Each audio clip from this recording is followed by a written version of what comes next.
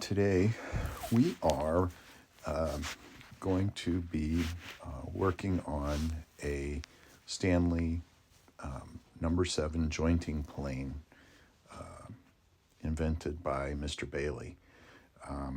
These iron planes go back to the late 1800s and were produced all the way up till the early mid 70s.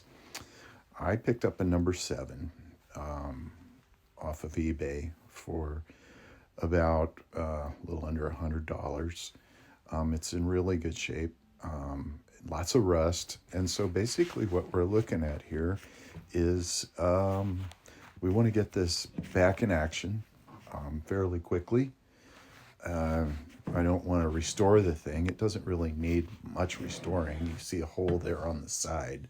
Somebody drilled there, and then somebody drilled a hole right there in the front. No idea what those are about. I guess maybe they were attaching some sort of jig. But anyway, so first off, what we're doing is we're just taking it apart and kind of assessing what's going on. The chip breaker and the iron are pretty rusty, but not bad. Really just not bad at all.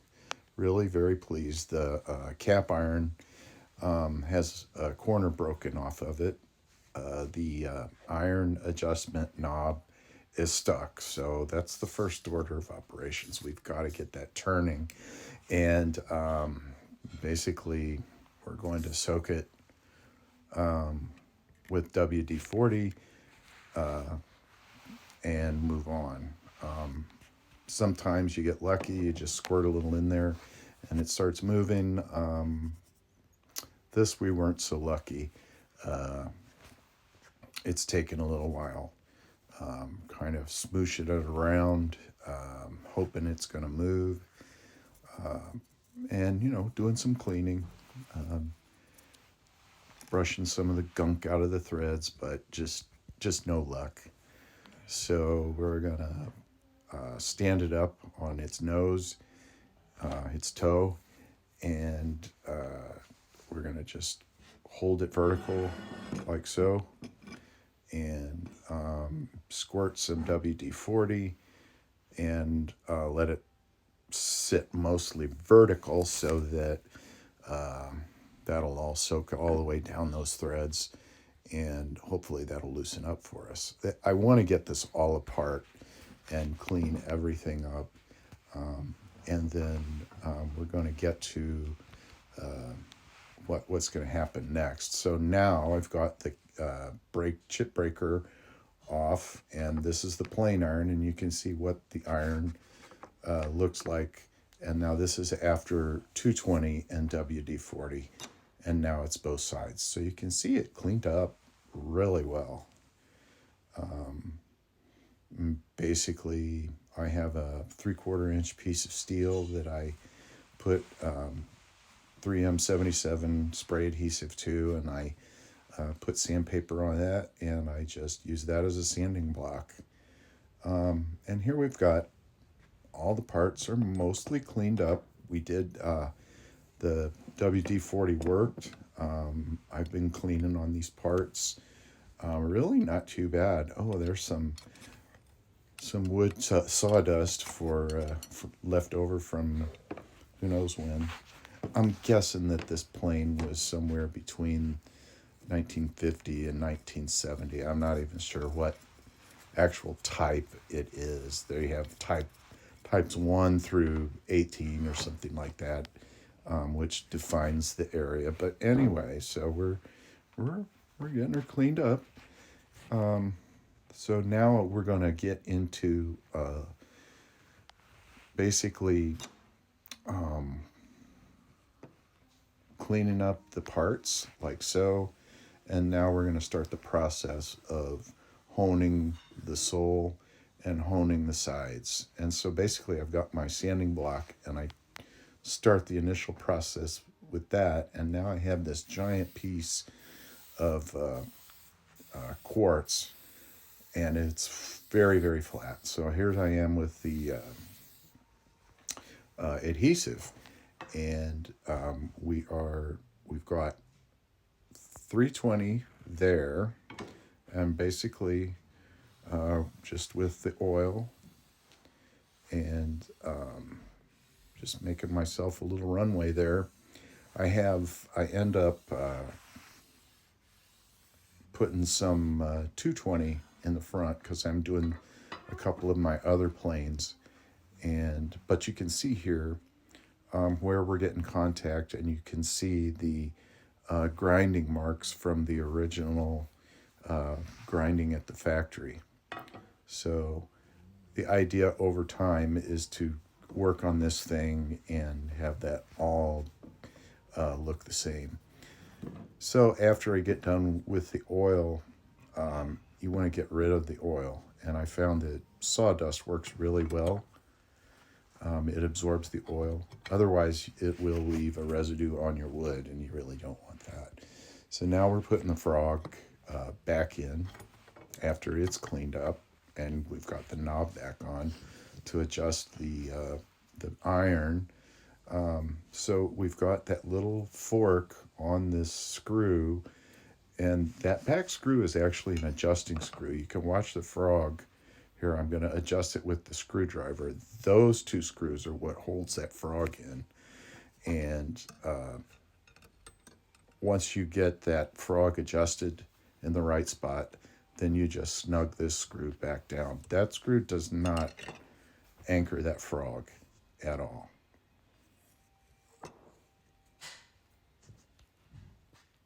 So we're pretty much home free. Now we are starting to reshape the angle on the plane iron. Where we've got our 220 rocking, and we're going to we set it at about, I think, 30 degrees or so, and we're starting with our rough edge there, and it's working really nice. Went to 320, and now we're on the diamond stones. I think we're at 800 now.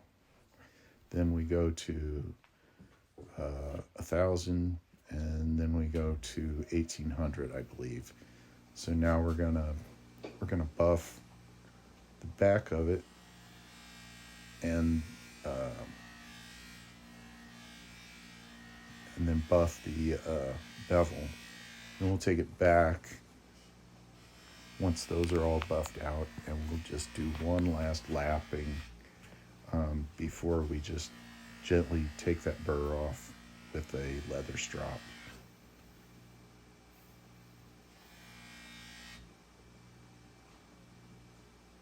So the idea is when you get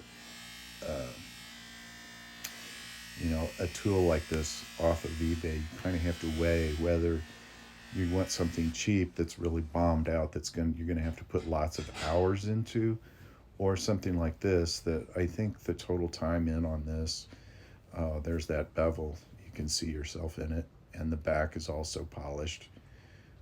But you want, 2 hours, and this thing is ready to go. You can see the results of lapping the bottom and lapping the sides, the furniture, the tote, and the front knob is back on. The iron's sharpened, the cap iron's back on. We are putting this guy back together.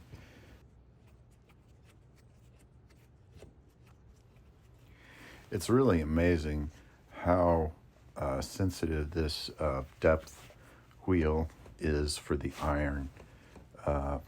Just a little bit is enough to change your depth to where it affects the curl.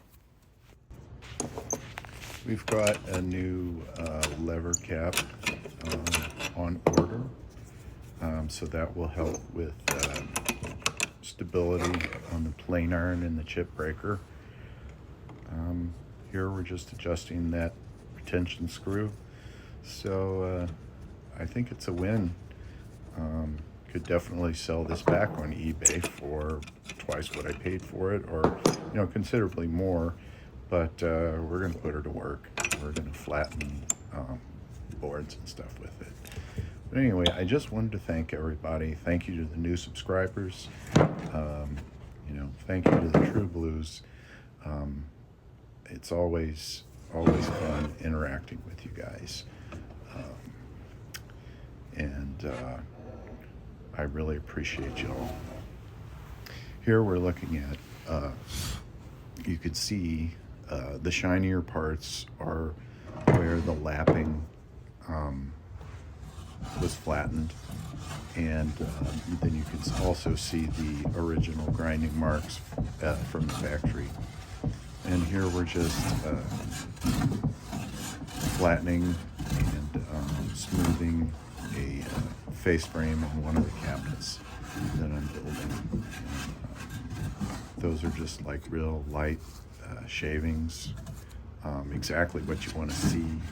And so I'm really pleased with the way it's working for flattening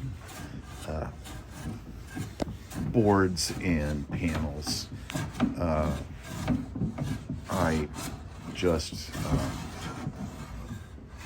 realized talking on this video that I need to do something to the iron sharpening, and so we'll just make that a little video on how to put some relief into the bevel to get it to cut better, because it shows up here on this board. Then I'm about to clamp up and start running an edge.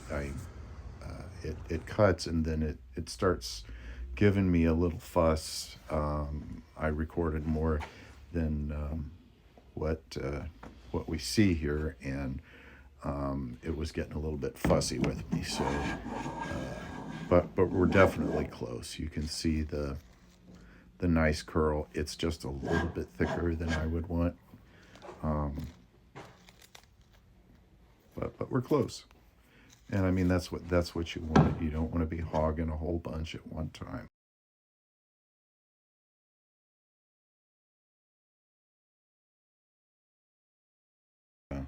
We can see this is when I opened it, and this is when it came out of the box right here. And we're ready for action. We've been using it for the last week or so, and we just have to make a few minor adjustments to the plane iron, and good to go. See you on the next one.